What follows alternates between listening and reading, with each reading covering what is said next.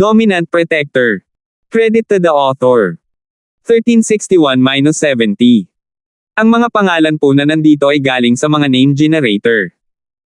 Kaya kung meron man pagkakatulad sa mga pangalan ng totoong tao o lugar, ito ay tunay na hindi sinasadya. Nanguya. Lalong naiinis ang Old Hal. Sinasabi ba ni Terence na ito ay isang gawa ng kanibalismo? Kinain ng kasama niya. Naiinis din si James. Cannibalistic kayang tribo bago dumating ang mga magnanakaw. Pumapatay pagkatapos ng away, at kainin pa siya. Hindi ko alam. Umiling si Terence. Maaaring tao, maaaring hindi. Anyway, mag-ingat ka lang. Kahit nakina, ano ang big deal? Sinabi ni Elder York nang makita niyang wala ng ibang panganib. Marahil dahil walang pagkain dito, at nag-away sila para sa pagkain, isa sa kanila ang napatay at nahati upang kainin sa pagitan ng kanyang mga kasama pagkatapos ng labanan. Haha! Walang ibang sinabi si Terence, ngunit naramdaman niyang may malaking imahinasyon ang lalaking ito. Iniisip ba niya ang tungkol sa mga bagay na tulad nito sa lahat ng oras maliban sa pagsasanay? Nagpatuloy ang lahat sa paglalakad, at hindi pa rin nawawala ang signal ng Jade, ngunit hindi rin ito lumakas. Ibig sabihin, nasa harapan na ang panganib ngunit hindi pa rin lumalabas. Sa pagtingin sa seryoso at alertong tingin ni Terence, minamaliit siya ni Elder York, lalo na nang walang lumabas pagkatapos ng napakatagal na panahon. Ang lumang Hal at James ay nagiging mas nakaka-relax, pati na rin. Ngunit, makalipas ang halos 1 kilometro, huminto muli si Terence. Ano ngayon? Tanong ni Elder York matapos siyang makitang huminto. Isa pa. Sabi ni Terence. Ano? Huminto si Elder York. Isa pang tumpok ng mga buto. Napansin din ito ng matatalas na mata ni Akira. Kumain sila ng isa pa. Bumantong hininga si Elder York, ang kanyang boses ay seryoso. Oo, isa pa ang nakain. Hindi tumanggi si Terence, ngunit iba ang kahulugan niya kay Elder York. Hindi niya pinag-uusapan ang mga kasamang kumakain ng kanilang mga kasama. Hindi pinansin ni Terence ang iba at lumakad, tinitingnan ang tumpok ng mga buto saglit. Ito ay katulad ng lumang tumpok at kinagat ng kung ano, ngunit malamang na hindi ito ng isang tao. Walang tao ang pumupunta sa isang libingan nang hindi naghahanda ng sapat na pagkain, at kahit na hindi, maaari silang bumalik at kunin ito. Hindi ito isang mahirap na landas, at walang anumang panganib sa buong kalsadang ito. Bakit kumakain ng tao? Ang pinakamahalagang bahagi ay ang mga marka ng ngipin ay hindi mukhang nagmula sa isang tao. Sa pagkakataong ito ay hindi na siya masyadong huminto at nagsimulang maglakad pasulong hanggang sa lumitaw ang isa pang tumpok ng mga buto pagkaraan ng ilang sandali. Ang mga taong ito ay siguradong may malaking gana, kumakain ng 3 pagkatapos lamang ng ilang sandali. Haha! Nagsimulang tumawa si Elder York. Medyo natahimik si Terence, ang katalinuhan ng taong ito ay nakakagulat. Kahit na ang mga kasama ay kumakain ng sarili nilang mga lalaki, sino ang makakakain ng 3 sa isang araw? Iyan ay higit sa 100 kilo, ilang kilo ang maaaring kainin ng isang tao sa isang araw. Nagpatuloy sila sa paglalakad, at ilang sandali pa, lumitaw ang isa pang tumpok ng buto. Ilang daang metro lang ang pagkakaiba nito. Kumain sila ng isa pa. Maging si Elder York ay naghihinala. Ilang tao lang ang nakain. Kahit na ito ay infighting, hindi nila kayang pumatay ng ganito karami sa maikling panahon. Isang masamang pakiramdam ang bumangon sa puso ni Terence, ang libingan na ito ay tila may nabubuhay na bagay dito, lalo na pagkatapos makakita ng napakaraming tambak ng mga buto. Ilang sandali pa, at nagsimulang lumakas ang senyales ng Jade. Huminto kaagad si Terence. Anong meron ngayon? Isa pang tumpok. Walang kamalay-malay na sabi ni Elder York. Mukhang may panganib. Sabi ni Terence. Panganib. Huminto si Elder York, at ganoon din ang ginawa ni na Old Hal at James. Si Amara at Julian ay lubusang nakinig kay Terence, ang dalawa ay lumapit kay Terence pagkatapos niyang sabihin ang mga salita. Ang pagdikit ay mas ligtas. Bakit hindi ko maramdaman? Hindi alam ni Elder York kung saan ito nanggagaling nakatayo si Terence sa isang open space. Ito ay isang landas lamang. Dapat walang gulo dito. Noong sinaunang panahon, walang mga calculator o makinarya, at ang open space na ito ay hindi isang bagay kung saan maaari kang maglagay ng bitag. Ang mga taong naglalakad sa malawak na landas na ito ay hindi basta-basta makakatapak sa isang bitag. Siyempre, maliban sa uri ng mga libingan na gustong isara ng tuluyan. Bagamat hindi pa nagkakilala sina James at Oldhal ng ganoong uri. Maghintay tayo sandali dito. Sabi ni Terence at naghanda na umupo, wala nang planong sumulong pa. Nang walang hati sa landas, kasama ang walang mga palatandaan ng panganib huminto lang si Terence, ito ay talagang nagpaayaw kay Elder York. Maraming araw na ang lumipas, at hindi sila ang palasyo sa ilalim ng lupa, palaging humihinto sa kalsada. Naasar siya nito. Ang kanyang oras ay limitado, ang pulong ay malapit na, at kung siya ay gumugol na masyadong maraming oras dito at ang kanyang mga tao doon ay natuklasan na siya ay nasa labas, siya ay masisira. What's the point of waiting here? Wala naman sa harap o likod natin, ano bang balak mo? Nagsimulang maghinala si Elder York sa mga layunin ni Terence. Tumingin si Terence sa kanya, tamad na magpaliwanag. Paano naman kayo, guys? I think we should keep move. Paulit-ulit na naririnig ni Elder York si Terence na nagsabing may panganib, at paulit-ulit niyang sinasabi iyon kahit na walang panganib sa buong paglalakbay. Hindi na talaga siya naniniwala sa kanya, pakiramdam niya ay sinusubukan lang niyang umasa sa kanya ang mga tao sa pamamagitan ng paggawa ng mga bagay na tila nakakatakot. Sige, tuloy na tayo. Nagkatinginan ng Oldhal at James, pareho nilang nakita ang kasakiman sa mga mata ng isa't isa. Ang kasakiman ay isang malakas na bagay, lalo na pagkatapos sabihin ni Terence na kumukuha siya ng 50%, ang dalawa ay may pakiramdam na gustong ibukod si Terence, at ito ay isang magandang pagkakataon. Paulit-ulit na sinasabi ni Terence na mayroong panganib dito at panganib doon, ngunit walang panganib na lumitaw, ito ay ilang buto lamang, at wala nang iba pa. Ito ay naging mas nakaka-relax sa kanila. Good luck. Ngumiti lang si Terence. Pinili ni Akira na manatili sa likuran, pakiramdam niya ay walang gagawing masama sa kanya si Terence, ngunit hindi niya alam kung ano ang gagawin ng Oldhal na iyon. Nakaramdam pa nga siya ng kaunting panghihinayang sa ginawa niyang misyon, at hindi man lang siya tinatrato ng Oldhal na ito bilang isang tamang miyembro ng isang team. Isa lang siyang cannon fodder. Pagkaalis ni na Elder York at Oldhal at James, lumingon sa kanya si Amara. May panganib ba talaga sa harap natin? Nandito si Akira, kaya hindi siya matawag ni Amara na Terence. Malamang, ngunit hindi ko talaga alam kung ano ito. Ito ay talagang nakakatakot na pakiramdam. 1362. May kinalaman ito sa mga tambak ng buto. Tanong ni Amara. Oo. Tumango si Terence. May isang bagay na buhay dito, at ang mga bangkay na iyon ay kinain nito. Mga tagapag-alaga ng libingan. Gulat na sabi ni Akira. Ano ang mga iyon? Si Terence ay hindi isang aktwal na grave robber. Hindi niya alam ang tungkol dito. Ang mga tagapag-alaga ng libingan ay ang mga tagapagtanggol ng libingan. Dati silang mga kasambahay ng orihinal na may-ari ng Nichu, at ang kanilang mga inapo ay kinuha ang trabaho pagkatapos nilang mamatay, kasama ang kanilang mga kaapo-apuhan pagkatapos nito, o maaaring ito ay mga kasambahay ng kasambahay. Ngunit ang ganitong bagay ay talagang bihira na ngayon. Sabi ni Akira. Sinasabi mo na may mga Tom Guardians dito, at kinain nila ang mga taong iyon. Tanong ni Terence. Maaaring mga tao, ngunit maaaring hayop din. Ang mga hayop na nagbabantay sa libingan ay naitala sa ilang mga sinaunang manual ng grave robber. Ito ay isang uri ng espiritong hayop na partikular na nagpoprotekta sa libingan, naninirahan dito at pinuprotektahan ito. Ito ay nasa isang estado ng pagtulog sa panahon ng taglamig kapag walang tao, ngunit kapag may sumalakay sa libingan, ito ay muling nagising, at muling natulog sa hibernation. Sabi ni Akira. Kung ang mga taong ito ay hindi kinakain ng kanilang mga kasama, kung gayon ito ay ginawa ng espiritong hayop. Oh, may ganyang bagay. Medyo nagulat si Terence. At hindi alam ito ni Oldhal. Siguro, maaaring hindi. Ito ay isang alamat lamang, at nakita ko ito sa ilang mga sinaunang teksto. Maaaring ginawa ito upang takutin ang mga tao.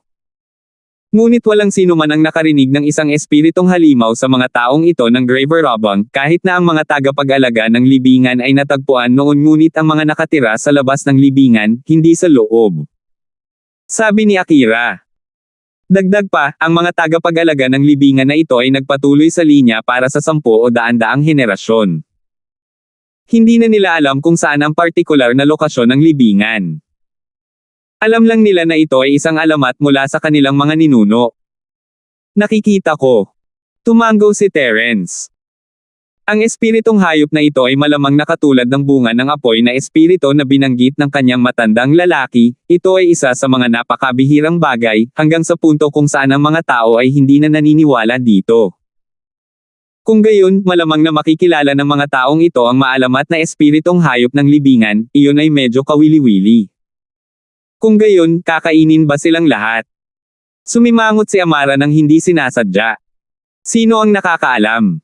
Nagkibit balikat si Terence. Walang sinabi si Amara, ang mga bagay ay lampas na sa kanyang inaasahan, at habang ayaw niyang mamatay ang mga taong ito para mahuli niya sila, hindi ito isang kaso kung saan magagawa lang nila ang gusto niya. Kahit si Terence ay walang magawa ngayon. Kung confident siya, hindi sila maghihintay dito. Kaya naman, pagkatapos ng mabilis na pagpapalitan ng mga tingin, nanatiling tahimik sina Amara at Julian. Kung madakip nila ang mga alipors doon, ito ay isang bagay din. Tama, Mr. Magnanakaw, maaari ba akong magtanong sa iyo? Hindi na napigilan ni Akira. Hindi sila close noon, pero kanina pa sila nag-uusap, at medyo nabawasan ang kaba niya. Ano ito? Bakit? Tinutulungan mo ba ako? Sabi ni Akira pagkatapos ng ilang pag-aalinlangan. Oh! Alam ni Terence na hindi niya mailantad ang kanyang pagkakakilanlan, ngunit pagkatapos ng isang buntong hininga, nagpasya siyang hindi na dapat, pagkatapos ng lahat. Napangiti siya. Dahil maganda ka, gusto kitang kunin na parang maliit kong asawa, okay? Ano?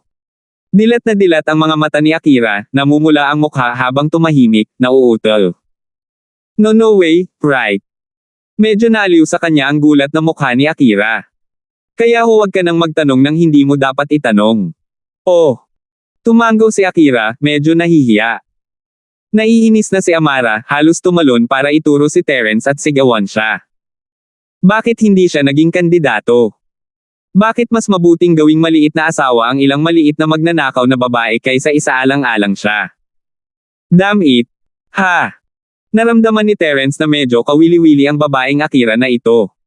Ano ang iyong net worth? Biglang tanong ni Akira pagkatapos ng ilang katahimikan. Ano? Huminto si Terence. It's not a big deal, just considering what your net worth is.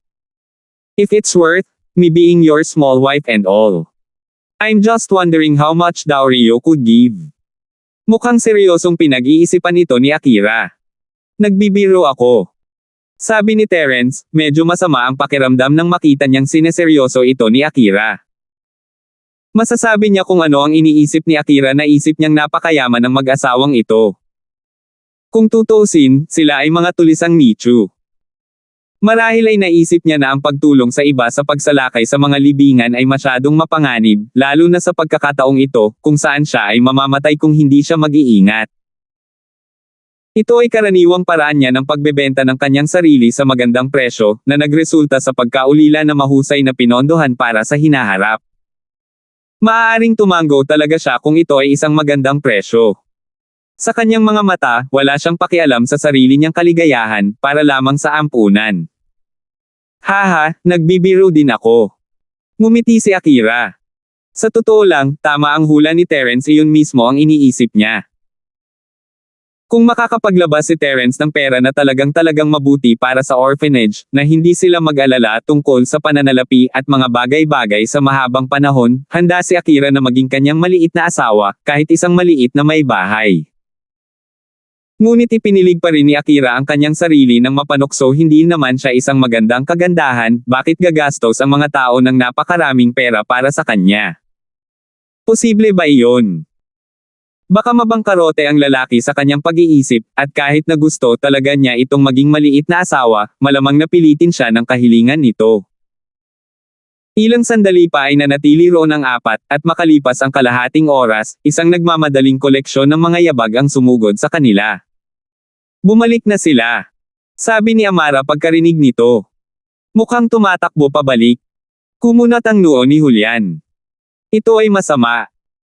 Ang puso ni Terence ay lumubog, ang jade signal ay lalong tumitindi, ibig sabihin ay ibinabalik nila ang gulo sa kanila. Ang sumunod ay sumisigaw pagkatapos ng mga yapek. Tulong, tulong. Multo may multo sa puntod na ito. Kakainin tayo nito. Boses iyon ng Old Hal, at ang kanyang boses ay halatang ganap na nanginginig, isang nakakatusok na tili. Pero kahit ganon, patuloy pa rin siya sa pagtawag. Kuya York, hintayin mo ako, huwag mo akong iwan. 1363. Dahan-dahan, nakita ni Terence ang isang lalaking sumusugod sa kanila, si Elder York iyon. Isang klase sa Earth, tumatakbo ng mas mabilis kaysa sa isang kuneho, isang tingin sa kanya, ganap na walang gasgas, at alam ni Terence na hindi man lang niya hinarap kung ano man ang maltong ito. Dahil dito ay medyo mababa ang tingin niya sa kanya. Hindi ba siya masyadong duwag? Sa totoo lang, duwag talaga siya kung hindi siya basta-basta matatakot ng isang mystic na tulad ni Terence. Siya ay mapagmataas, ngunit talagang pinahahalagahan din ang kanyang buhay. Siya ay may isang malakas na katawan, ngunit din baluktot sa malakas at bullying ang mahina. Sa harap ng mga taong malinaw na mas mahina, siya ay lubos na ipinagmamalaki at ipinagmamalaki ang kanyang sarili sa pananakot sa mahihina. Ngunit hanggat ang kaaway ay may ilang antas ng banta sa kanyang buhay, siya ay magiging ganap na mag-aalangan at ayaw ng direktang paghaharap. Ngunit kung naiintindihan ng isang tao ang kanyang background, hindi mahirap unawain siya, ang pinakamatandang kapatid ng karaniwang bahay na si York, at ang kanyang pag-asa, maliban sa paghahangad ng mas mataas na taas ng martial power, ay magdala ng kaluwalhatian sa kanyang karaniwang marangal na bahay na si Charlton. Ito ang dahilan kung bakit siya pumasok sa tagong bahay. Hindi niya malalaman kung gaano siya kaliit at kahinaan bago pumasok sa tagong bahay. Nakita niya ang dami ng Earth-class fighters doon, na kahit isang maalamat na Sky-class head. Napagtanto niya na isa lang siyang langgam. Ang makapasok sa isang tagong bahay ay hindi isang bagay na maluwalhati sa lahat. Dito, maaari siyang mamatay sa sinuman. Kaya nagsimula siyang maging maingat. Palagi siyang nag-aalala na mawalan siya ng buhay nang walang babala. Naramdaman niya kung gaano kaliit ang buhay niya. Isang Earth class ang pinakamataas sa common world, ngunit sa tagong bahay, ang posisyon niya ay walang pinagkaiba sa mga Mystic House servant na iyon dahil isa siyang outsider. Kung may mangyari man sa kanya, mapapatay siya, hindi man lang kumukurap ang tagong bahay. Upang mapanatili ang kanyang posisyon dito, kailangan niyang gawin ang misyon na itinalaga sa kanya ng nakatagong bahay sa karaniwang mundo, kahit na ito ay mapanganib. Kaya't hindi siya tulala kapag may anumang nagbabanta sa kanyang buhay, pipiliin niya ang kanyang buhay bilang isang prioridad, maaaring masira ang misyon mismo. Hanggat nabubuhay siya, makakabalik siya. Kung siya ay namatay, pagkatapos ito ay tapos na para sa karaniwang noble bahay York, pabayaan maghiganti para sa kanyang ikatlong kapatid na lalaki at pamangkin. Kaya ngayon, pagkatapos harapin ang isang aktwal na banta, isang halimaw. Parang golden class late face pick lang iyon, ngunit hindi siya nang ahas na gumawa ng anumang hakbang. Hindi ito tao. Hindi ka maaaring gumamit ng pamantayan ng tao para i-rate ang lakas nito. Kung ito ay isang golden class na tao, siya ay mapanuksong magpapakitang gilas at tatapusin siya, ngunit ito ay isang halimaw, isang multo, iyon ay golden class late face pick. Niayaw niya itong hawakan. Hindi ito tao. Sino ang nakakaalam kung paano nila na-rate ang kanilang mga sistema ng lakas, ayaw niyang kainin. Hindi naman, seryosong may multo. Nagulat din si Akira, dumating talaga. Siya ay isang babae lamang, at kahit na siya ay medyo natatakot ngayon. Pagkatapos ng lahat, iba ang mga bagay kung ang isa ay talagang lumitaw sa harap mo. Hindi multo, hayop lang nakakaiba ang itsura, malamang ang tinutukoy mong tagapag-alaga ng Nichu. Ipinikit ni Terence ang kanyang mga mata at ginamit ang Jade Space para pagmasdan ang sitwasyon. Wala na siyang makikita sa dim light na ito. Ang bilis nito ay talagang mabilis, hindi bababa sa hindi mas mabagal kaysa sa Old Hal. Ano ang gagawin natin pagkatapos? Walang kamalay-malay na naglabas ng baril si Amara, sa unang pagkakataon na naisipan niyang gamitin ito. Hindi ko alam, pero halos maabutin niya si James. Sabi ni Terence. Gaya ng inaasahan, may sumigaw boses ni James iyon. Nahuli na siya ng halimaw. Si James. Nakilala ito ni Akira. Oo, tapos na para sa kanya, ang kanyang leeg ay binali ng halimaw. Bumantong hininga si Terence. Kaya, ang mga buto ay mula sa hayop. Ang halimaw ay tumigil sa paghabol sa dalawa pa at nagsimulang magpista kay James, habang si Old Hal at Elder York ay tumakbo, humihingal. Bilisan mo, takbo, may multo. Hindi makahinga ang Old Hal. Elder York, Earth class ka, wala ka bang magagawa sa halimaw na iyon? Isa lang itong Golden class late phase peak. Tiningnan siya ni Terence na medyo nanunuya. Alam mong halimaw din ito tao ako, hindi ko maikukumpara sa isang halimaw. Sino ang nakakaalam kung gaano ito katigas? Ang ilang halimaw na hindi kahit Golden class ay maaaring agad na pumatay ng isang Earth class. Tumango si Elder York. Ignorante na bata, napakaraming bagay ang hindi mo alam. Sa mga sinaunang sekta na iyon, kahit na ang ilang mga espiritong hayop na may mababang antas ng lakas ay may kakayahang magkaroon ng ilang napakalakas na kakayahan mukha silang Golden class, ngunit mayroon silang ilang kapangyarihan na may napakataas na kakayahan sa pagsira. Kumurap si Terence, hindi inaasahan ang mga sinaunang espiritong hayop sa mundong iyon. Katulad din siguro ito ng sinasabi ni Akira. Ito ay dapat na parehong uri ng nilalang na nagpoprotekta sa iba't ibang bagay. Naunawaan ni Terence kung bakit hindi na ito haharapin ni Elder York, may mga tao talagang hindi masusukat gamit ang antas ng lakas. Tulad ni Galten, halimbawa, para siyang walang klaseng mandirigma, ngunit nagawa pa rin niyang mag-one shot ng Mystics. Walang anumang loika doon. So, sinasabi mo na sumusuko ka na sa pagnanakaw ng puntod. Tumingin si Terence kay Elder York. Habang kinakain ng halimaw na iyon si James, pinag-uusapan ng lahat ang ilang mga plano. Maaari nating patayin ang halimaw ng magkasama, o maaari tayong umalis sa puntod. Hindi masyadong natarante si Elder York, hindi niya alam kung kaya niyang labanan ang halimaw, ngunit alam niyang kaya niyang tumakbo. Siya ay malinaw na mas mabilis. Naaalala ko na may nagsabi na haharapin niya ang anumang problemang darating sa atin kung magtutulungan tayo. Hindi ba ikaw ang nagsabi niyan? Mahinang sabi ni Terence. You little brat, yan lang ang kaya mong gawin, maglabas ng malalaking salita. Kung sa tingin mo ay kakayanin mo, sige gawin mo. Kung kaya kong gawin ito sa aking sarili, bakit kita kailangan? Kung ito ang kaso, maaari kang mag-scrum ngayon, nakaramdam ng kaunting kawalan si Terence. Aalis ba siya? Marahil ay babalik siya upang umani ng mga gantimpala pagkatapos niyang tuluyang mapabagsak ang makapangyarihang hayop. 1364. Gayunpaman, tiwala din si Terence. Hanggat pinatay niya ang sinaunang hayop, wala siyang problema sa pagpasok sa libingan. Kahit nababalik si Elder York mamaya, hindi niya maabutin si Terence. Ang libingan ay punong-puno ng mga bitag, kaya hindi ito isang bagay na maaaring sisingilan ni Elder York nang walang pakialam.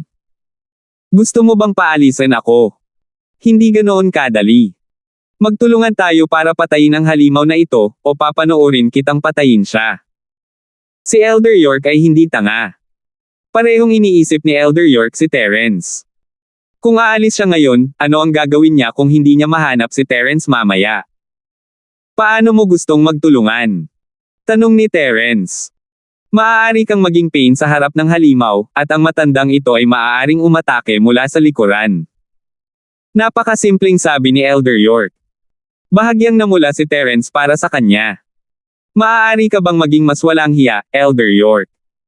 Hayaan ang kanyang sarili maging kanyan kumpay, habang siya ay nagpunta para sa isang sneak pag-atake.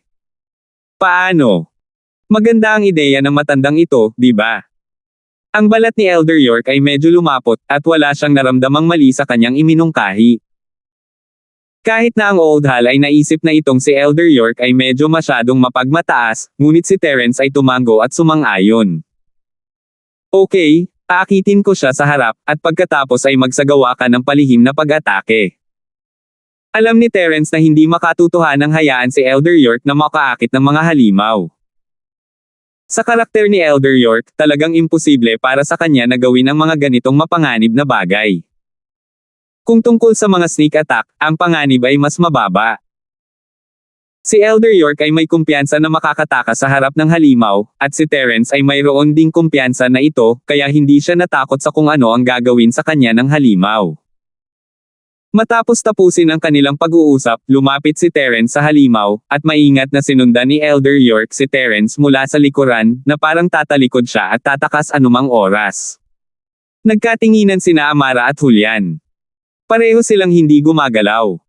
Hindi hinayaan ni Terence na makialam silang dalawa. Napanatili nila ang kanilang kasalukuyang posisyon dahil ang kanilang tulong ay maaaring makagambala sa plano ni Terence. Kung tutulong sila, ito na ang huling hakbang. Si Terence at Elder York ay nakalagay sa pwesto habang nilapitan nila ang halimaw. Sa sandaling ito, ang halimaw ay nakatuon sa pagkain sa katawan ni James.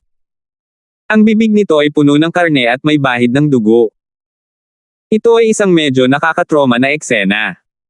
Ito rin ang unang malapit na pagmamasid ni Terence sa halimaw na ito. Ang halimaw ay may dilaw na mane na medyo parang gorilla, ngunit ito ay medyo naiiba. Bagamat mabalahibo ang mga paa nito, nakakalakad ito gamit ang mga paa sa hulihan at makakain ng pagkain sa mga forelimbs, ngunit wala itong buntot. Sa unang tingin, ito ay ganap na naiiba sa mga orangutan at unggoy. Mas kamukha ito ng mga polaka, nakataas ang mga mata, walang ilong, at matangos ang bibig. Mahirap ideklara kung ano talaga ang halimaw na ito. Tila nakita ng halimaw si Terence na papalapit. Marahil ay medyo na-curious siya. Kapag nakita ito ng iba, tatakas sila. Bakit direktang lalapit si Terence? Gayunpaman, ngayong kumakain pa rin ito ng karne, ang halimaw ay hindi nagmamadaling salakayin si Terence. Nang si Terence ay lumakad sa tabi ng halimaw, ang halimaw ay lumingon lamang sa likod. Nang si Terence ay patuloy na nagmarcha patungo sa harapan ng daanan, ang halimaw ay biglang nawala ng interes kay James sa kanyang kamay at inabot si Terence gamit ang kanyang mga ngipin. Ito rin ay hindi direktang nagpapatunay sa teorya ni Terence. Ito ay talagang isang tagapag-alaga ng Michu. Nang hindi nilayo ni Terence na ituloy ang pagpasok sa puntod, pansamantalang hindi nito pinansin si Terence. Gayunpaman, nang patuloy na sumulong si Terence, sumalakay ang halimaw. Ibabaliwala pa nito ang pagkain nito at ay redirect ang focus nito sa pag-atake kay Terence. Ang footwork ni Terence ay hindi mas masama kaysa kay Elder York. Paano ito nahuli ng halimaw na ito? Bagamat nakakasigurado na ang puso ni Terence na ang lakas ng halimaw na ito ay walang alinlangan na ang rurok ng huling yugto ng Golden Class, nagkaroon siya ng kakaibang kutob na hindi niya nagawang talunin ang kalaban. Ang kakaibang pakiramdam na ito ay tumindi nang ang kuko ng mga halimaw ay lumakad patungo sa kanya. Hindi nakatanggap ng claw attack si Terence. Kung hindi niya kailangang umasa sa patnubay ni Terence sa pamamagitan ng libingan, hindi tututol si Elder York na hayaan si Terence na magkaroon ng mas maraming pinsala. Sa ganoong paraan, si Terence ay hindi magkakaroon ng sapat na lakas upang labanan ang condensing peel o ang mga medikal na tala. Alam din ni Terence na mahihirapan si Old Hal at York Akira sa buong libingan, kaya kailangan ang buhay ni Terence. Wow! Si Terence ay patuloy na gumagalaw patungo sa daanan, na lalong nag-trigger sa halimaw. Parang may ninakaw si Terence dito, at ngayon ay hinahabol siya nito. Samantala, bukas na bukas ang likod nito para kay Elder York, dahil hindi man lang siya nito pinapansin. Tumawa si Elder York. Ang halimaw na ito ay may mababang IQ, bakit iiwan nitong nakabukas ang likod para sa pag-atake ng mga kaaway? Ito ba ay ang hubris? Nag-ipon ng lakas si Elder York para umatake habang nag-condense ito ng enerhiya sa kamao. Nakatuon siya sa pag-atake mula sa likuran kung saan naruroon ang puso. Tinutukan niya at binasag ang kanyang kamao habang naghahanda para sa isang one-hit kill. Hindi gustong i-drag ito ni Elder York ng masyadong mahaba. Ito ay para sa isang buong kapangyarihang pag-atake. Nagkaroon siya ng kalamangan sa isang preemptive strike. Baka pagsisihan niya kung tambangan siya nito mamaya. Bang! Umalangaw-ngaw ang pag-atake. Dama po ang kamao ni Elder Yi sa likod ng halimaw. Ito ay buong lakas na pag-atake ng isang maagang yugto ng Earth class user. Mula sa kanyang pananaw, ito ay isang ganap na pagpatay. Paano makakayanan ng isang huling yugto na Golden class ang isang buong lakas na pag-atake? Anong loika iyon? Kahit na ang isang peak late stage Golden class ay hindi makayanan ang buong lakas ng isang early peak stage na Earth class. Mamamatay ito nang hindi nakipagpunyagi. Ang halimaw ay hindi nagparamdam kay Elder York tungkol sa pag-atake. Bilang pagganti, ang halimaw ay marahas na tumalikod at umindayog kay Elder York. Dahil nahuli, si Elder York ay tinamaan sa dibdib at pinalipad. Umuungol. Hindi inakala ng halimaw na may sasalakayin ito ng diretsyo. Ito ay galit na galit. Namula ang mga mata nito, at nakalimutan nito si Terence. Sa halip, sinisingil nito si Elder York. Ano? Nabulunan si Elder York habang sinusubukan niyang habulin ang kanyang hininga. Dumura siya ng sariwang dugo habang nananakit ang katawan sa sakit.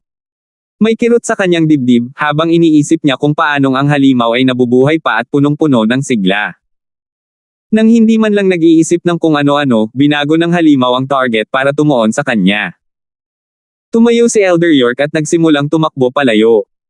Natatakot siyang maabyute ng halimaw. Kumunat ang noo ni Terence. Tama ang danger sense. Wala na ito sa regular na peak late stage na Golden class. Ang mga sinaunang espiritong hayop na ito ay hindi maihahambing sa pamamagitan ng paggamit ng mga pamantayan ng tao. Bagamat hindi pinatay ni Elder York ang halimaw, ang buong lakas na pag-atake ng early stage Earth class ay hindi biro. Sa kanyang pagtatansya, dapat mayroong ilang antas ng pinsala na ginawa sa halimaw. Kung hindi, hindi ito magagalit. Umuungol. Ang halimaw ay muling bumagsak sa lugar kung saan nahulog si Elder York, ngunit si Elder York ay halos nakataka sa kamatayan at lumayo muna. Ang hampas ng halimaw ay nag-iwan ng bakas sa makapal na pader na bato. 1365. Parehong nagulat sina Terence at Elder York. Mukhang minamaliit talaga nila ang lakas ng halimaw. Ngayon lang, ang pangalawang pag-atake ng halimaw kay Elder York ay halatang pinaghandaan at ito ay isang pag-atake na pinalakas ng galit. Halos hindi nakatakas sa kamatayan si Elder York. May pagpipilian si Terence. Maaari siyang pumasok sa libingan ngayong wala na sa kanya ang atensyon, gayunpaman, kung gagawin niya iyon noon, nasa kabilang panig pa rin sina Amara, Julian at York Akira. Hindi sila mapapansin ni Terence dahil kung ililipat ng halimaw ang atensyon sa kanila mula kay Elder York, ano ang kanilang gagawin? Nagsisi na ngayon si Elder York sa kanyang ginawa. Naisip niya na siya ay matalino kapag pinili niyang hindi maging pain. Ang paggawa niya ng palihim na pag-atake ay magiging maliit o walang panganib sa kanya. Sino ang mag-aakala na ang pananambang ay mabibigo, at siya ang magdurusa sa mga kahihinatnan? Batang lalaking magnanakaw, halika at tumulong. Sigaw ni Elder York habang tumatakbo. Tila hindi susuko ang halimaw na ito hanggat hindi nito naaabutan si Elder York. Kinailangan siyang maabyute ni Terence. Bagamat Earth class din si Elder York, mas mahusay ang mga kasanayan sa footwork ni Terence. Hindi nagtagal at nalampasan ni Terence ang halimaw at naabutan si Elder York. Patuloy lang ang pagsigaw ni Elder York dahil iyon lang ang magagawa niya. Papalapit kay Amara, Julian at iba pa sa di kalayuan, sumigaw si Terence, tumakbo, galit na galit ang halimaw. Nang dumaan si Terence sa tagiliran ni York Akira, diretso niya itong kinulong sa ilalim ng braso nito at tumakbo palayo kasama siya. Bilang taong may pinakamababang antas ng kapangyarihan, maaaring hindi makatakas si York Akira nang hindi nasaktan. Hindi siya lubos na nakatitiyak na makakatakas ito kaya mas mabuting isama siya nito. Sumulyap sina Amara at Julian kay Old Hal. Walang pagpipilian si Julian. Kinailangan nilang buhatin pabalik si Old Hal. Ang kanilang gawain sa pagkakataong ito ay arestuhin ang libingan gang. Ngayon ay patay na sina Old Ken, James, at Lolo Ho. Tanging Old Hal na lang ang natitira, paano nila hahayaang mamatay siya ngayon? Kaya lang mabuhat siya ni Julian habang tumatakbo siya. Naantig nito ang puso ni Old Hal, naisip niya na sila ay mabubuting tao, tunay na mabubuting tao. To think na may naiisip siyang patayin silang lahat. Kahit na sa isang kritikal na sandali, iniisip pa rin nila ang ibabago ang kanilang sarili. Ang mag-asawang ito ay talagang mabubuting tao. Nakita ni Elder York na nasa harapan niya si General Wilson, ngunit hindi siya ganoon kabait na tumakbo kasama ang aso at sa halip ay nagmura siya, "Aso, huwag kang hamarang sa daan." Namilog ang mga mata ni General Wilson, ngunit hindi siya nag-abala kay Elder York. Sa halip, tumayo siya ng patayo sa gitna ng daanan. Habang nakataas ang ulo, umabant siya para harapin ang galit na halimaw. Hindi muna nag-abala si Terence na utusan si General Wilson dahil hindi mabagal ang takbo ng aso. Kaya niyang tumakbo mag-isa. Gayunpaman, hindi inisip ni Terence na hindi siya tatakbo, ngunit pinili niyang harapin ang kaaway. Roar! Ang halimaw ay umungal sa General Wilson. Woof woof! Ang makapangyarihang general ay tumahol din ng 2 beses, at ang kanyang enerhiya ay nagmula sa buong katawan niya. Ito ang kapangyarihan ng isang maagang yugto ng Mystic Class. Sa ilalim ng normal na kalagayan ni General Wilson ay hindi sadyang magpapalabas ng enerhiya. Walang makakapansin na ito ay nilinang na aso. Nakalusot pa ito sa mga mata ni Elder York. Nang magsimulang ipakita ni General Wilson ang kanyang makapangyarihang kapangyarihan, biglang natuklasan ni Elder York na isa talaga itong asong Mystic Class. Kinusat niya ang kanyang mga mata. Posible bang ang lalaking magnanakaw ay nagtago ng isang espiritong tugisin sa kanyang tabi? Gustong umiyak ni Elder York, "May Mystic Class kang aso, bakit hindi mo sinabi?" Si Elder York ay nabugbog ng husto at nagsusuka ng dugo. Parang may natapakan siyang bitag. "Doggy, ilabas mo ang halimaw." Inutusan ni Elder York si General Wilson. Naiintindihan ni General Wilson ang wika ng tao, ngunit ayaw nitong tumanggap ng utos mula kay Elder York. Ang sumunod na nangyari ay may pagnanais na manakop si General Wilson. Sinulyapan ni General Wilson ang halimaw, na may likas na hilig, pinili nitong harapin ang kaaway. Huminto sa pagtakbo si Elder York at tumayo sa tabi ni General Wilson. Napabuntong hininga siya at tinuro si General Wilson, "Bakit mo ako pinaglalaroan? Hindi ka na umaarte. Tama ba?" Parehong huminto sa pagtakbo sina Amara at Julian, nauuna sila kay Terence, ngunit natuklasan nila na ang kanilang rearguard ay nasa malaking kaguluhan. Lalaking magnanakaw, bilang isang junior, mayroon kang isang espiritong tuso na nagbabantay sa iyo. Bakit hindi mo sinabi iyon ng mas maaga? Sinadya mo bang masaktan ang matandang ito? Hindi nakakagulat kung bakit ganoon ang iniisip ni Elder York. Sa kanyang palagay, inaalis lamang ng lalaking magnanakaw ang kompetisyon upang mabawasan ang isang katunggali sa mga kayamanan ng libingan. Spirit Hound. Sinabi mo na si General Wilson ay isang spirit beast. Natigilan si Terence, iniisip kung ano ang sinabi ni Elder York. Mayroon kang isang maagang yugto ng Mystic Class na aso sa iyong tabi. Hindi mo gustong gamitin ito para salakayin ang halimaw, ngunit hinayaan mo ang matanda na gumawa ng palihim na pag-atake. Ano ang iyong pinaplano? Sinusubukan mo bang patayin ako? Tanong ni Elder York na may pagniwi. Kung hindi dahil sa asong ito, gustong sampelan ni Elder York si Terence para matikman niya ang sakit. Ikaw ay isang Earth Class Master, hindi mo kayang harapin ang halimaw na iyon. At gusto mong hayaan ang isang Mystic Class na aso ang humawak nito? Tanong ni Terence sa tonong naguguluhan. Pansin din niya na medyo kakaiba na hinarang ni General Wilson ang landas, ngunit pati na rin, ang halimaw ay tumigil sa paggalaw. Hindi mo ba alam? Natigilan din si Elder York, ngunit pagkatapos ay ngumisi siya, ang isang Tomb Raider na tulad mo ay hindi makakaalam nito. Sayang ang pagkakaroon mo ng isang Spirit Hound at hindi mo ito nagamit. Oh! Anong ibig mong sabihin?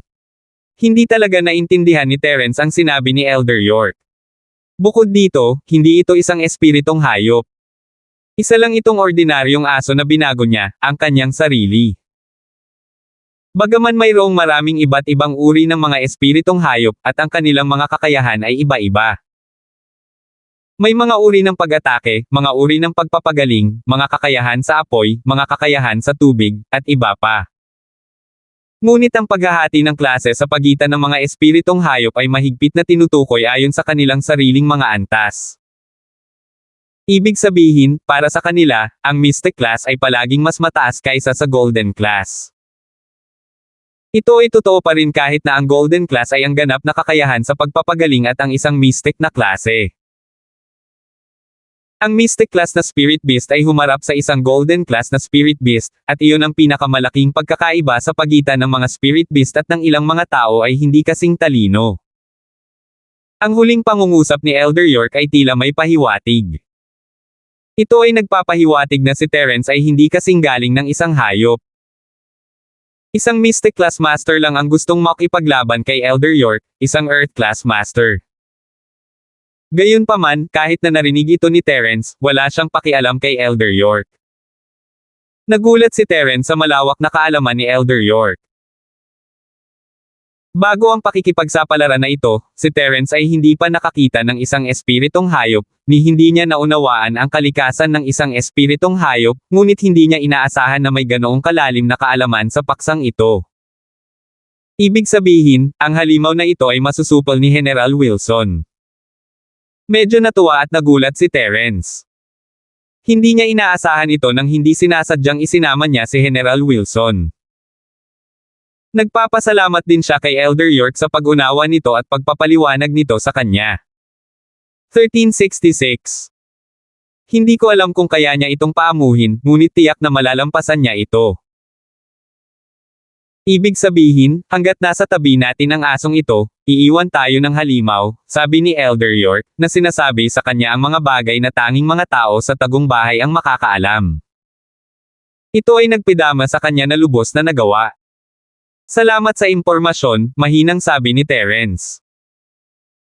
Kailangan niyang aminin, ang taong ito ay maaaring nakakainis, ngunit sinabi niya sa kanya ang ilang mga kapakipakinabang na bagay. Oo, ang lalaki ay hindi ganap na walang silbi pagkatapos ng lahat. Kung gusto lang niya ng isang chi gathering pill at ang mga note, hahayaan niya siyang mabuhay, naisip ni Terence. Isang bagay lang na malalaman ng sinumang nakatagong miyembro ng bahay, pagmamalaki ni Elder York, gusto niya ang pakiramdam ng tagumpay. Ungol ng halimaw.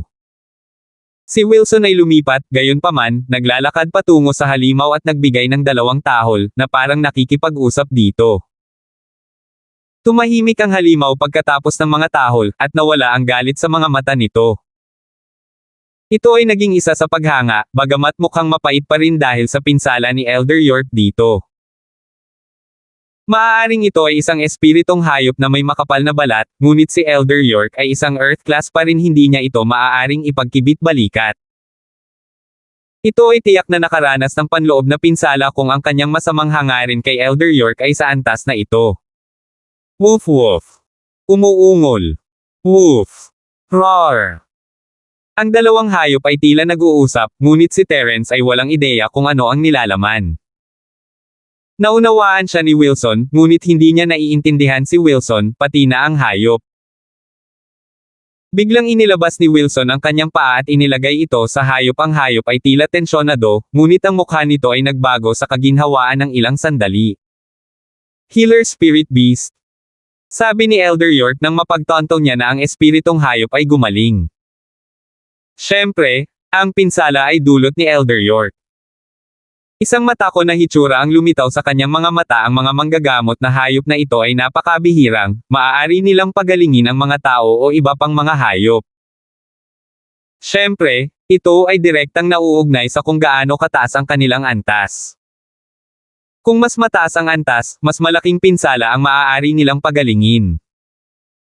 Ang isang mataas na antas ay maaari pang magpagaling ng isang nakamamatay na sugat sa isang tao.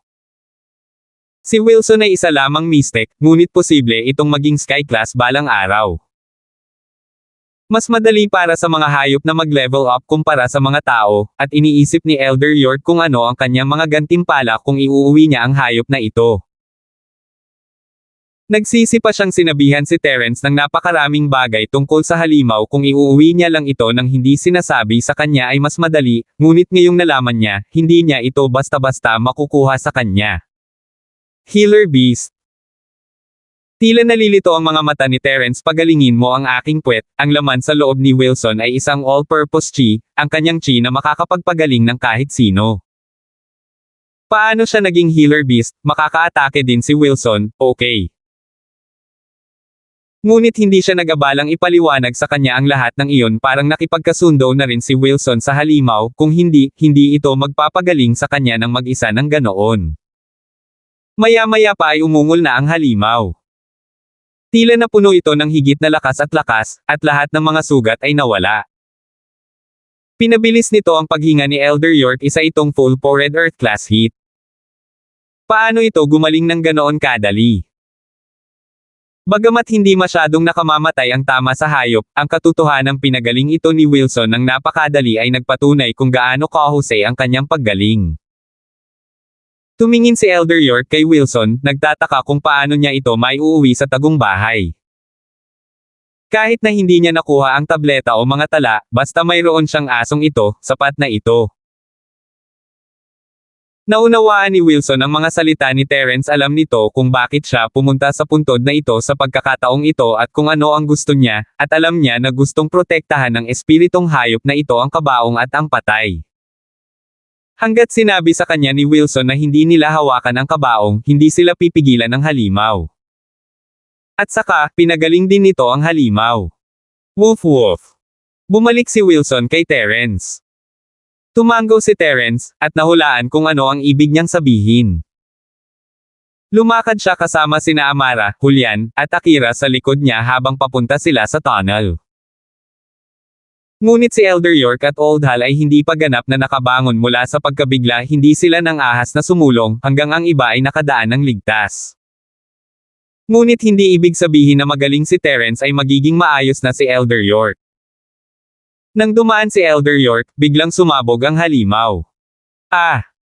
Tumalon at umatras si Elder York, nataman ang batong pader sa likod niya at nataman ang kanyang ulo. Napakalakas pa rin ng halimaw pagkatapos masira, hindi ba ibig sabihin noon ay mas malakas pa siya ngayon? Ngunit iniwan siyang mag-isa ng halimaw pagkatapos natakutin si Elder York at naupo lang doon, gusto lang nitong takutin siya para sa paghihiganti. Sa kasunduan na ginawa ni Wilson sa kanya, hindi sasaktan ng halimaw si Elder York, ngunit ayaw niya matapos ito ng ganoon lang. Namumula at nahihiya si Elder York sa nangyari, haha, ang halimaw na ito ay medyo matalino, nakikipagbiro sa akin. Siyempre, hindi nakakatawa ang sinabi ni Elder York, at si Terence at ang iba pa ay walang pakialam na abala sa kanya. Nang lumipas ang Old Hal, hindi man lang siya nilinggan ng halimaw, hindi man lang nito nakilala ang kanyang pag-iral. Bagaman, ang pakiramdam na ito ng pagmamaliit ng halimaw ay naging dahilan para hindi komportable si Old Hal. Nang hindi nakaharang ang halimaw sa kanila, madali lang ang lahat, at nanatiling tahimik din ang Jade ni Terence. Ang paliwanag ni Elder York tungkol sa mga hayop, gayunpaman, ay nagpaisip kay Terence si Wilson ay hindi isang espiritong hayop, ngunit siya ay isang gawa ng tao. 1367. Ngunit ang katayuan ni Wilson ay maliwanag na napatunayan ng espiritong hayop na ang ibig sabihin ay ang mga espiritong hayop ay mga hayop lamang na mga practitioner. Naniniwala si Terence na hindi rin gaanong alam ni Elder York ang tungkol dito, alam lang niya ang ilan dito at inilabas ito para ipakita. Dapat mayroong higit pang impormasyon tungkol sa mga espiritong hayop sa mga sinaunang sekta, ngunit si Terence ay wala pa sa entablado upang makipag-ugnayan sa kanila. Ang daan patungo sa palasyo sa ilalim ng lupa ay isang paliko-likong landas, ngunit wala ng panganib, at ang grupo ay naglakad ng walang problema.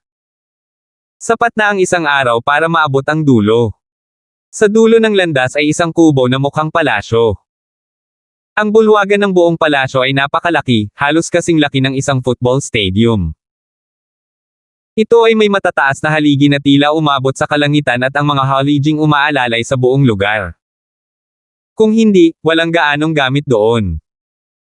Ang mga pader na bato ng palasyo sa ilalim ng lupa ay naliwanagan ng hindi mabilang na dami ng pangmatagalang ilaw, at ang lahat ay nakadama ng ginhawa nang umalis sila sa kadiliman at pumasok sa liwanag.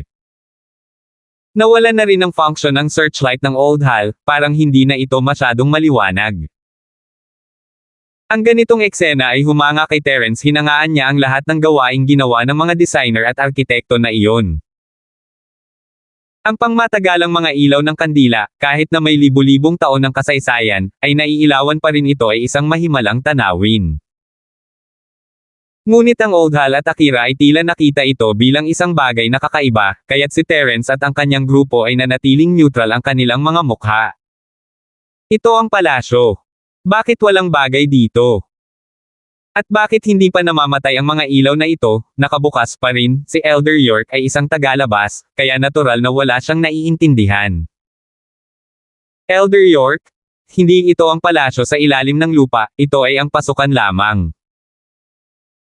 Paliwanag ni Old Hal, ang susunod ngayon ay kailangan nating hanapin ang totoong pasukan sa palasyo, at ang mga ilaw na ito ay karaniwan sa maraming mga super libingan. Sinasabi na ang mga ito ay ginawa gamit ang kaliskis ng sirena. Oh! Ganun ba, ano pa ang hinihintay natin, kung ganoon? Hanapin niyo ang pasukan, babawiin ko ang isa sa mga ilaw para magsaliksik tungkol dito, sabi ni Elder York. Hindi mo kaya? Pinigilan siya ng Old Hal, Elder York, ang mga ilaw na ito ay hindi maaaring patayin o tanggalin ng walang pag-iingat, maaari nilang i-activate ang ilang mga bitag at i-lock tayo dito. Medyo interesado lang ako, yun lang. Karaniwan na ang mga bagay na ito sa mga tagong bahay. Sabi ni Elder York, asar at ayaw aminin ang kanyang kasalanan matapos siyang matigil. Napangiti na lang ng awkward ang Old Hal, ngunit hindi na nagsalita pa. Sparrow, ano ang tingin mo sa pasukan? Lumingon ang Old Hal kay Akira. May mga kakaibang painting sa mga dingding, marahil ang pasukan ay nakatago sa isa sa kanila. Maaari tayong maghiwalay, sabi ni Akira habang lumilingon sa paligid. Magandang ideya, maghiwalay tayo. Mas mabilis ito, tumanggo si Old Hal, ngunit huwag kang gumalaw ng walang ingat kung makakita ka ng bitag. Natural. Tumanggo si Akira. Dahil doon, nagsimula siyang maghanap kay Akira, pati si Elder York ay sumali, gusto niyang mabilis na makapasok sa palasyo at makuha ang mga gamit sa lalong madaling panahon upang matapos ang kanyang misyon. Tanging si Terence lang ang hindi kumikibo, nakatayo sa gitna ng palasyo. Ang Old Hal ay hindi nang ahas na makialam sa desisyon ni Terence na manatili sa grupo, habang si Elder York ay sadyang tamad na masyadong nagmamalasakit, na gustong iwasang mapahiya ang kanyang sarili. Hinayaan nilang tumayo si Terence doon. Si Terence ay hindi tumitingin sa mga painting dahil sa impormasyong ibinigay sa kanya ni Boji habang binanggit niya ang palasyong ito. Sinabi niya na ang sekreto ay wala sa mga painting, ito ay nasa mga haligi. Hindi sinabi ni Boji kung bakit napaka-espesyal ng mga haliging ito, ngunit sapat na ang paalala. Marami sa mga ito ay hula, pagkatapos ng lahat, dahil ang lalaki ay hindi personal na dumating. May problema ba sa mga haliging bato na ito? Sabi ni Amara matapos mapansin ang titig ni Terence. Oo, ngunit wala pa akong nahanap. Tingnan mo, tumingin si Terence sa isang haliging bato habang iniikot niya ito, at patuloy na tumitingin sa iba pang mga haligi. Napangiti siya ng mapait, siguro dahil hindi siya expert dito, wala siyang nakikitang mali sa mga haligi. Ito ay hindi mapanganib o anuman, dahil ang Jade ay tahimik, kaya si Terence ay tumayo sa harap ng mga haligi upang pag-aralan ang mga ito. Mayroon lamang ilang mga painting, at si Old Hal, Akira, at Elder York ay tapos na sa kanila sa lalong madaling panahon. Sinuri nilang muli, na pagtanto na ang mga ito ay normal na mga pintura, marahil ay isang bagay lamang upang ipadala ang mga patay sa kabilang buhay, iyon lang. Mukhang mali ang ruta namin. Walang espesyal dito, sabi ni Akira, ang huling pagpipinta ay ang mga tala ng musika ng isang kanta na nilalayong hayaan siyang magpahinga ng mabuti. Mukhang ganoon, ang Old Hal ay isang bihasang veterano mismo. Ano ngayon? Medyo asar si Elder York, nagtagal sila, walang resulta. Ang impyerno. Tingnan natin kung ano ang kalagayan ng lalaking magnanakaw, ayaw ni Old Hal, ngunit kailangan niyang aminin na baka may nahanap siya. Mr. Magnanakaw, may nahanap ka ba? Lumapit si Elder York, hindi man lang magalang. Hindi, pero parang may something sa mga haliging ito. Lumilipad na Maya, ano sa tingin mo? Hindi alam ni Terence, ngunit maaari niyang paalalahanan si Akira. Oh! Hindi muna inisip ni Akira ang mga haligi, ngunit napatigil siya sa paalala ni Terence. May kakaiba ba dito? Mga haliging bato. Ang Old Hall ay huminto rin ang mga haligi ay kadalasang nagsisilbi lamang sa iisang layunin ng paghawak sa palasyo, na walang ibang gawain. Ito ay mga estatwa, pagkatapos ng lahat, hindi sila maaaring ilipat sa paligid, at kadalasan ay hindi ginagamit ng mga tao ang mga ito para sa mga bitag o mekanismo. Ngunit ang sinabi ni Terence na mayroong isang bagay sa mga haligi ay nangangahulugan na marahil ay maaari silang makahanap ng isang bagay dito. Matapos ibigay ang trabaho kina Akira at Old Hall, umupo siya at nagsimulang mag-practice, hindi na nag-abala sa mga haligi. 1368. Kinailangan ni Terence na gamitin ang lahat ng oras na kailangan niyang mag-practice kasama ang isang malaking kaaway na tulad ni Elder York sa kanyang harapan, ito ay isang magandang motivator. Hindi inisip ni Elder York na uupo lang si Terence at iisipin ang sarili niyang negosyo, ang pagsasanay, pagkatapos magbigay ng mungkahi. Medyo naiirite na siya, sabi ko, batang magnanakaw, bakit ka nagsasanay sa halip na maghanap ng pasukan sa amin? Sa tingin mo matatalo mo lang ako pagkatapos mag-practice ng kaunti dito at doon. Sino ang nakakaalam? Nasaktan ka na ngayon, at kung susubukan ko pa ng kaunti, maaari akong lumaban sa pantay na mga kondisyon sa iyo, mahinang sabi ni Terence. Tama, hayaan mong sabihin ko sa iyo na kami ni General Wilson ay konektado sa espiritual, kaya salamat sa pagsasabi sa akin na siya ay isang uri ng pagpapagaling na hayop. Pagalingin ko siya kapag hindi mo na ako kailanganin, ngunit kahit kailan ay hindi mo na ako kailanganin, kaya't hindi mo na ako kailanganin, kaya't hindi mo na ako kailanganin, kaya't hindi mo na ako kailanganin. Edad. Nakikita ni Terence kung paano naglalaway si Elder York sa ibabaw ni Wilson, at upang itulak ang kanyang mga iniisip, kailangan niya muna itong bigyan ng babala, kung sakaling magkasalungat sila bago pa man mahanap ang mga medikal na tala.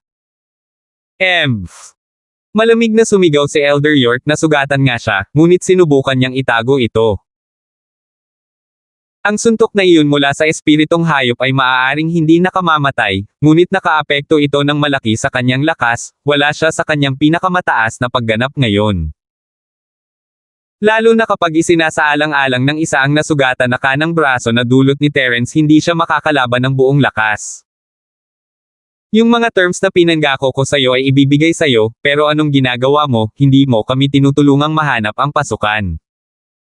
Hindi ba nagsasayang lang ito ng oras? Napabuntong hininga si Elder York. Hindi ako espesyalista sa bahaging iyon sapat na para matukoy ko ang mga haliging bato bilang isang bakas, casual na sabi ni Terence, maaari kang maghanap ng iba pang mga pahiwatig kung gusto mo, huwag mo akong istorbohin. Ikaw. Naiinis si Elder York, ngunit dahil nagsasanay si Terence, nagbigay ito sa kanya ng ideya. Umupo siya at piniling gawin din ito. Hindi rin siya magaling sa mga bagay na ito, maaari na ring magsimulang mag-practice.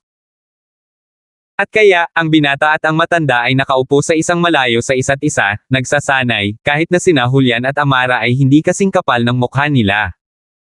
Nagpunta sila upang kumilos na parang may hinahanap sa haligi. Charlton Villa Sabado noon. May bodyguard sila ni Galton, pero nakaka-depress pa rin ang atmosphere sa loob ng villa. Naiinip na ako, Cheryl, hindi ko alam kung ano ang dapat kong gawin. Sabi ni Yasi habang tinatimad na humikab, casual na pinatay ang iPad habang nagrereklamo. Kung gayon ano ang gusto mong gawin?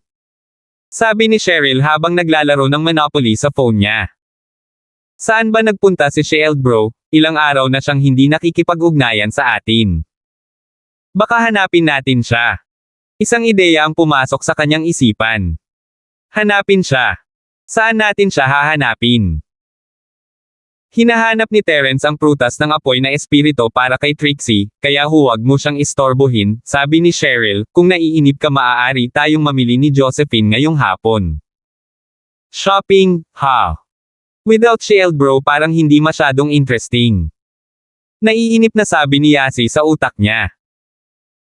She looked at Galton, who was sitting at the door like a dumbass. You, Lil, Galton, Shield Bros your boss, so how come you're so boring? Laging tahimik at nakaupo sa pinto, anong klaseng bodyguard ka? Ang pag-uugali ni Galton ay nabagabag din kay Cheryl, hindi ba masyadong propesyonal ang taong ito? Nakaupo sa main door kapag nasa bahay sila, parang Diyos ng pinto, nakaupo lang doon. Paglabas nila uupo lang siya sa kotse at uupo lang doon, nang hindi nagsasalita. Sinabi sa akin ni boss na kailangan kong panatilihin kayong ligtas, pakiramdam ko ito lang ang paraan para mapanatiling ligtas kayo. Sabi ni Galton na parang may ganap na kahulugan. Oh! Panalo ka, walang imeksiyasi itong si Galton ay hindi nakinig sa kanya, isa siyang patay. Ginagawa ang anumang sinabi ni Terence sa kanya, at hindi ginagawa ang anumang sinabi ni Terence na huwag gawin. Nang wala ang malaking chef na si Terence, kinain nila ang pagkain na ipinadala sa kanila ni Uncle Fredo sa loob ng 3 araw. Sa Stonegate City, mayroong isang napakagandang villa. Isang sariwang mukhang matandang lalaki na nakasuot ng puting damit ay nakatingin na may galit na mga mata sa isang lalaki na nasabog sa kalahati. Ang kaaway ay tiyak na isang walang awa, ginawa niya ang lahat ng ito sa iyo. Oo, Shifu, kailangan mong ipaghiganti ako. Ang lalaki ay si Mason, at wala siyang paa. Pinasabog ni Terence ang isang malaking bahagi ng kanyang katawan gamit ang kanyang energy bomb, na naging isang taong may kapansanan. Hindi na niya napigilan ang kalungkutan sa loob niya habang umiiyak siya, ang aking golden armor ay wala na ngayon, hindi na ako maaaring maging isang practitioner. Huwag kang mag-alala, ipapalimos ko ang batang si Terence na iyon para sa kamatayan. Hahayaan kitang harapin ang pangwakas na dagok. Ang matandang lalaki ay si Woody, Earth Class Early Phase Peak Physical Practitioner. Salamat, Shifu, pero ako. Napabuntong hininga si Mason habang tinitingnan ang kanyang sitwasyon. Huwag kang mag-alala, gagawa ako ng paraan. Bibigyan din kita ng mga spiritual practitioner's arts. Hindi ka aabot bilang isang physical practitioner, ngunit kung magiging ganap ka ng espiritual, ganoon din ito. Sa katunayan, mas magiging malakas ka bilang isang spiritual practitioner. Naaliw si Woody. Bagamat kasabay nito, malinaw na alam niya mismo ang buhay ni Mason ay tapos na. Ito ang Sawyer House. Ang pagdating ni Woody ay malugod na sinalubong ng mag-amang Sawyer. Elder Woody, ang iyong pagdating ay talagang nagdudulot ng karangalan sa aming bahay. Magalang na sinabi ni Damaso, may kailangan ka pa ba? Hindi mo na kailangang subukan at makuha ang aking mabuting panig, alam ko kung ano ang iniisip mo. Aware si Woody, no need to put on that act. I came here to revenue my disciple, and of course, if that brat is your enemy, I'll take care of him anyway. You don't have to thank me. We do. Awkward na sabi ni Damaso, ito ay kaunti lang sa aming pasasalamat, mangyaring tanggapin ito. Binigyan niya ito ng isang malaking pulang pakete. Ano ito? Mataray na sabi ni Woody. Ito ay isang tseke para sa 10 milyon, hindi inaasahan ni Damaso na magtatanong lang siya kaagad, ngunit nagsalita siya ng tapat. Oh! Tumango si Woody at kinuha ito, magsalita ka. Ano ang gusto mong gawin ko? Si Woody ay isang praktikal na tao at kailangan pa rin niya ng pera. Ang mga sekta ay nangangailangan din ng pera, ngunit tulad ng mga nakatagong bahay, hindi sila maaaring lumabas na lamang at kumita ng pera. Kinailangan nilang hayaan ang ilan sa kanilang mga disipulo na gumamit ng ilegal na paraan para gawin iyon, at isa si Mason sa kanila. 1369. Nag-relax si Damaso nang makita niya kung gaano siya ka-straight to the point. Ito ang tipo ng tao na pinakagusto niya, mga taong kumuha ng pera at kumitil ng buhay. Maari na niyang putulin ang kalokohan, Invincible Elder, kita mo, matagal nang pinagnanasaan ng anak kong si June ang dalawang babaeng iyon sa tabi ni Terence, at ang mga nangyari ay dahil din sa dalawang bratty girls na iyon, kaya hindi natin sila basta-basta pabayaan. Gustong paglaruan ng anak mo ang dalawang babaeng iyan, lumabas ka na lang at sabihin mo tumigil ka na sa pag-ungol. Titingnan ko lang ang may kasalanan para maghayanti sa kanya, wala akong pakialam kung paano nangyari ang lahat. Ang alam ko lang, itong si Terence ang nanakit sa mahal kong disipulo, kaya hahanapin ko siya. Woody M. Pero dahil binibigyan mo ako ng 10 milyon, 2 babae lang, kukunin ko sila para sa iyo. Salamat, hindi matatalo na elder. Mabilis na sabi ni Damaso. 10 milyon para lamang sa 2 babae, ito ay lubos na nasaktan si Damaso, ngunit hindi siya nang ahas na hindi gastusin ang perang ito. Ang dahilan ay simple, ang anak ni Damaso ay naging isang eunuch dahil kay Terence, at kahit ang pagpapagaling ni Sumaowang ay hindi siya lubusang naayos. At kaya, nagbigay ng ideya si Sumaowang kailangan nilang hanapin ang ugat, at iyon ang katotohanang pinagnanasaan ni Jun sina Cheryl at Yasi. Maaring kunin ang mga ito at pasiglahin si Jun, marahil ang kanyang pagnanais ay gamutin ang lahat ng ganoon lang. Para sa kapakanan ng kinabukasan ng kanilang bahay, kinailangan ni Damaso na gastusin ang perang ito para makuha ang 2 babae para sa kanyang anak. Ang pagpapagaling sa kanya ay ang pinakamahalagang bagay. Hindi lihim ang pag-alis ni Woody sa kabundukan, kaya alam ni na House York, Turner, at ng nakatagong bahay na sina Hale at Pitts ang balita nang makarating siya sa Stonegate.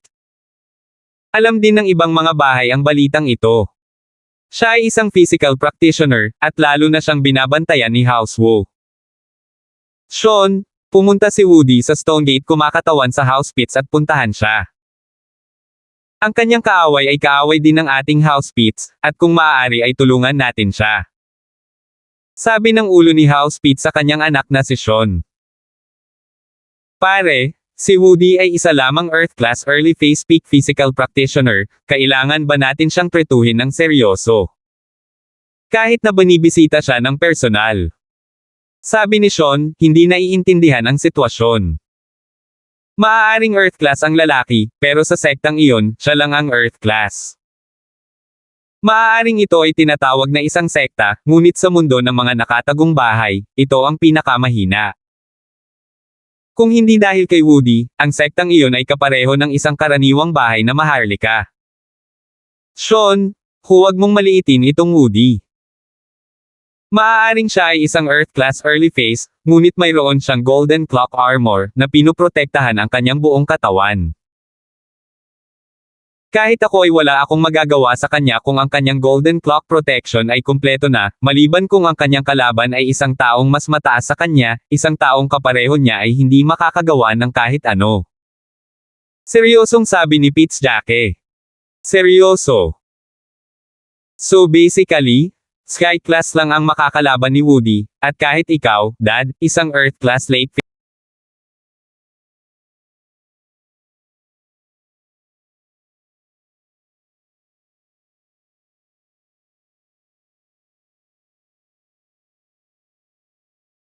Jacke. Or Jack. Seryoso. So basically, Sky Class lang ang makakalaban ni Woody, at kahit ikaw, Dad, isang Earth Class late phase peak physical practitioner, hindi mo siya kayang labanan. Gulat na gulat ang mukha ni Sean. Hindi naman sa. Siguro totoo na hindi niya ako matatalo, pero siguradong hindi ko siya matatalo. Dahil lahat ng kaya kong ibato sa kanya ay walang masyadong epekto. Mapait siyang ngumiti, ito ang pinakamalaking bentahe ng Golden Clock Protection Technique, kahit na isang Sky Class kung hindi siya espesyalista sa isang attack type technique, wala siyang magagawa sa kanya, maliban na lang kung ito ay isang practitioner na may espesyal na mataas na kapangyarihan sa pag-atake. Tanging isang tulad niya nang makakasira sa kanya. Nakikita ko hindi nakakagulat na binibigyan mo siya ng halaga. Sabi ni Sean. Tama, early phase peak physical lang siya, pero sa standards ng Hidden House, ka-level ang sekta niya sa Hidden House namin. Baka mababawasan namin ng kaunti ang lakas niya, pero kailangan pa rin namin siyang bigyan ng mukha. Paliwanag ni Pitts Jacke. Alam ko, bibisitahin ko siya ngayon. Kung kaya niyang patayin ang Terence na iyon o ang dakilang mandirigma na iyon, magiging mahusay iyon. Sinabi ni Sean, ang warrior guy na iyon ay maliwanag na isang malakas na physical practitioner, kung hindi ay hindi niya magagawang patayin si Stephen sa isang hit. Bagaman, hindi niya magagawa iyon kay Woody. Tama, hahayaan niya na umani rin tayo ng mga benepisyo. Tumango si Jacke. Kasabay nito, alam din ni Yanjing's House York si Woody. Kahit gaano sila kasaya tungkol sa isang taong nagdudulot ng gulo para kay Terence, sila ay nabigo rin ang paghihiganti ni House York ay nakuha ng iba. Si Elder York ay kasalukuyang gumagawa ng isang misyon para sa nakatagong bahay York, at hindi nagawang ipaghiganti ang kanilang pamilya. Siya mismo, ay hindi rin naantala si Woody. Kaya, sa pinakamabuting kalagayan, kailangan nilang makipagkasundo sa pagpayag sa ibang tao na pumatay kay Terence na may pakialam kung ibang tao ang nagpadala sa bastard na iyon sa kamatayan. Ang hidden house na si Hale, sa kabilang banda, ay may kamalayan din ngunit ang pinuno ng bahay na si Hale Guanyan ay nananahimik lamang. Ang nakatagong bahay na si Hale ay nasa ilalim na ngayon ng awtoridad ng kanyang matanda, at habang siya ang teknikal na pinuno, ang kanyang awtoridad ay napakalimitado. Kung nagawa niya ang anumang bagay kay Terence ay gagawin na niya ito kahit na ang paglipat ni Woody ay nalutas ang malaking problema niya na naghihiganti para kay Irving. Ngunit hindi niya masabi iyon sa labas, kaya tinawagan niya si Irving para sabihin sa kanya na bigyang pansin ang sitwasyon. Irving, maaaring hindi personal na makapaghiganti si Itay para sa iyo, ngunit sa pagkakataong ito ay bumaba na si G. Woody mula sa bundok, pinupuntirya si Terence kapag pumunta siya sa kanya, maaari kang tumingin. Ito ay paghihiganti para sa iyo. Sabi ni Glade habang dinadial ang phone ni Irving. Sayang, Itay si Woody ang gumagawa ng gawa mas mabuti sana kung ako ang gumawa nito. Si Irving ay halos ayaw. Irving, alam mo rin ang sitwasyon ko ang awkward na posisyon dito sa tagong bahay na si Hale. Hindi nagbibigay ng pahintulot ang matanda, at hindi ako makagalaw ng kahit na sinong practitioner Earth class pataas. Ngunit ang pagpatay kay Terence ay nangangailangan ng kahit man lang Earth class. Sinabi ni Glade, ang aking kapatid na lalaki, ang iyong tiyuhin, ay pinupuntirya din ngayon ang lugar ng pinuno ng bahay. Kung hindi dahil sa katotohanan na si Darcy York ni House York ay aking asawa, ang aking posisyon dito ay maaaring hindi kasing matatag. Kaya anak, kailangan mong maunawaan. 1370. Alam ko, naiintindihan ko. Tumango si Irving, si Nanay York ang ayaw akong kilalanin bilang anak, ayos lang hindi ko rin iniisip na bumalik, mananatili lang ako sa labas at kukuha ka ng pera. Hahayaan kitang maging pinuno ng bahay Hale. Sinabi iyon ni Irving, ngunit hindi iyon ang iniisip niya. Gusto rin niyang maging pinuno ng bahay. Ang sinasabi niya ngayon ay dahil alam niyang hindi praktikal iyon sa kasalukuyan. Ano man ang mangyari, kailangan muna ni Glade sa upuan bago siya magkaroon ng pagkakataon. Siyempre, nakatanggap din si Chester ng tawag mula kay Jerry. Chester, kumusta ka kamakailan? Narinig kong nag-off ang dalawang practitioner ni House Turner. Si Jerry ay nasa isolated practicing at katatapos lang pumasok sa Mystic Midface nang makatanggap siya ng ganitong nakakagulat na balita. Alam niyang malapit ang kanyang apo sa mga Turner, at nag-aalala. Oo, pinatay sila ng boss ko ng isang hoy. Iyon ay isang physical practitioner ng Mystic Lake Face Peak, at pinatay lang silang dalawa ng boss ko sa isang hit. He's amazing. Masaya si Chester na kausapin si Galtan. Ang amo mo. Ano? Sinasabi mo na ang mga master ng House Pits ay pinatay ng amo mo. Anong nangyari, kailan ka pa naging amo? Hindi nakayanan ni Jerry ang labis na pagkabigla, kasali ka sa buong bagay. Alam mo ba na sila ay mga lalaki mula sa tagong bahay? Hindi ako nasangkot, tinawag ko lang siyang boss pagkatapos niyang gawin ang gawa, pinuntahan ko siya pagkatapos kong makita kung paano niya pinatay si Stephen sa isang hit. Hiniling ko sa kanya na bigyan ako ng mga pointer bagay ay mukhang maganda para sa akin kung gagawin niya. Masayang sabi ni Chester. Idiot. Ikaw. Kamusta ka na tulala? Ang ganitong bagay ay ang uri ng mga bagay na pilit na iniiwasan ng mga tao, at pinuntahan mo siya at tinawag siyang boss. Nabalitaan ko na siya ay isang tagasunod ni Terence, gayon din ba si Terence ang iyong boss? Nabulunan si Chester sa pag-ihi, putulin kaagad ang lahat, o si Housewo ay gagawin na. Hindi, ang kanyang tagasunod, si Galton, ang boss ko, si Terence ang big boss ko ngayon, sabi ni Chester, bakit matatapos ang Housewo? Sa tingin ko ito ay isang magandang pagkakataon para sa atin.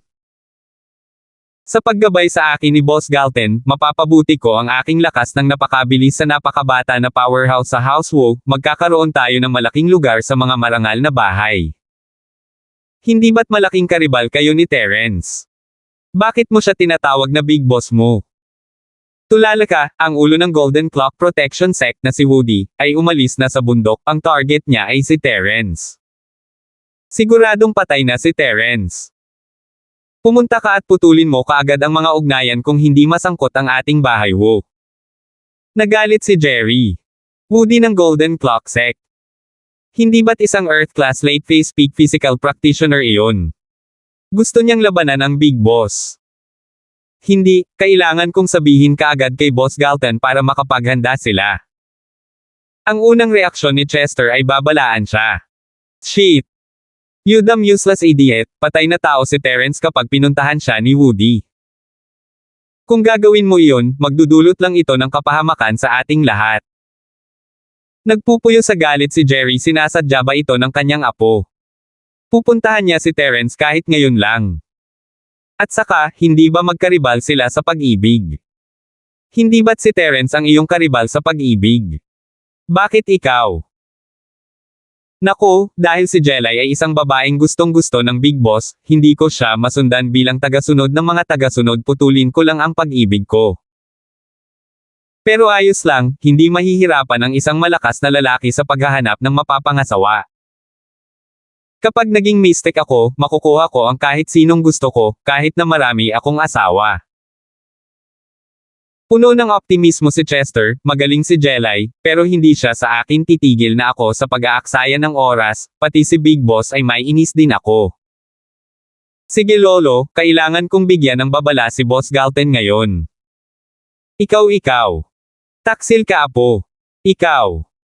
Ang puso ni Jerry ay namilipit sa sakit, at ang kanyang mga mata ay umikot at nawala ng malay. Ngunit naputol na ni Chester ang tawag noon, ganap na hindi alam. At kaya mabilis siyang tumakbo papunta sa bahay ni Terence, pinindot ang doorbell. Ang Diyos ng pinto na si Galten ay agad na naglakad patungo sa pintuan, huminto nang makita kung sino iyon, ikaw. Ikaw ang who something right. Bakit ka nandito? Chester.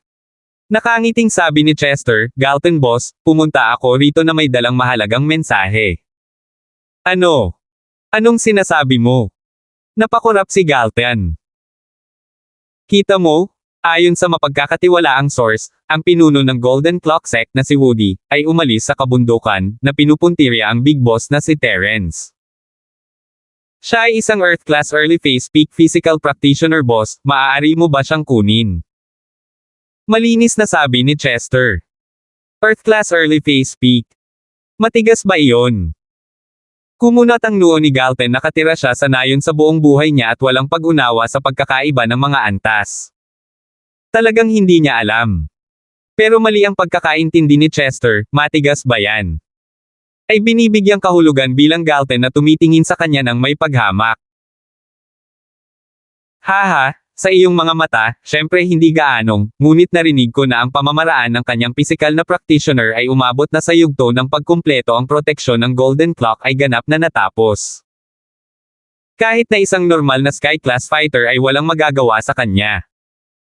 Babala ni Chester. Anong gintong orasan? Kung maglakas loob siyang lumapit, papatayin ko siya ng isang hit. Walang pakialam si Galten sa kung anong orasan o kung ano paman, ngunit kung talagang maglalakas loob ang lalaking ito na lumapit, babarilan niya ito. Ha. Biglang may tumawa mula sa likuran. Mula sa isang SUV, bumaba ang isang matanda na nakasuot ng puting damit. Nasa likuran niya sina Damaso, June, Sean, at ang dalawang kapatid ni House Turner, kasama si Irving na naka-wheelchair. Ang mga taong ito ay pawang mga kaaway ni Terence, kaya lahat sila ay nanood pagkatapos bisitahin si Woody. Ang lalaking nakasuot ng puting damit ay walang iba kundi si Woody mismo. Hindi mahalaga kung sino, akala ng lahat sa panig na iyon ay siguradong patay na si Terence. Sa Woody, isang Earth Class Early Phase Pick, Golden Clock Protection Full Completion, walang paraan na magagawa ni Terrence ang kahit ano, hindi man lang niya makalmet ang lalaki. Nandito silang lahat para makita kung paano mamatay si Terrence.